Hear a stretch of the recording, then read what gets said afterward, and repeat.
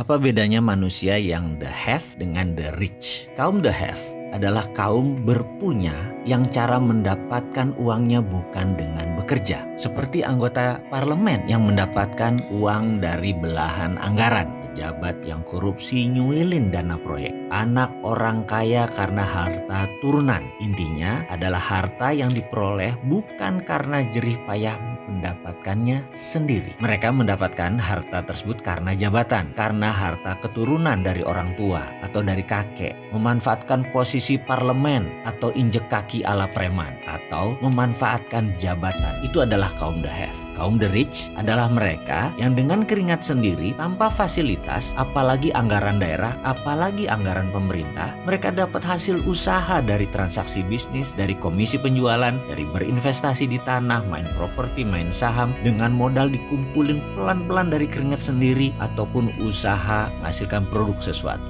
menghasilkan barang produksi yang menguntungkan. Coba sekarang kita lihat diri kita pada saat ini. Coba kita audit diri kita. Misalnya, rumah yang kita tinggali, kendaraan yang kita pakai. Adakah kontribusi orang tua kita? Adakah dikarenakan sewaktu menjabat kita menerima sesuatu dalam tanda petik? Atau anggaran perusahaan, anggaran pemerintah, anggaran proyek yang kita mainkan sehingga sebagian dibelah-belah masuk ke kantong sendiri atau masuk ke kelompok kita? Atau kita dapat dari komisi penjualan, dari hasil usaha, dari keringat sebagai karyawan, dari menabung, dari berinvestasi, atau dari membuka usaha sendiri. Saya yakin setelah kita mengaudit singkat, kita sudah bisa menentukan kita masuk kaum the have atau kaum the rich. Kita tidak perlu bahas berapa digit harta kita. Itu tidak diperlukan. Kita hanya ingin memastikan bahwa jika dengan jujur kita menghitung harta kita bisa tahu di mana posisi kita. Apakah sekali lagi kita the have atau the rich? Kalau kita the have, cepet-cepet deh pindah ke golongan the rich. Karena setahu pengalaman saya pribadi, seberapapun besar aset Anda saat ini, kalau Anda didapatkannya dari the have,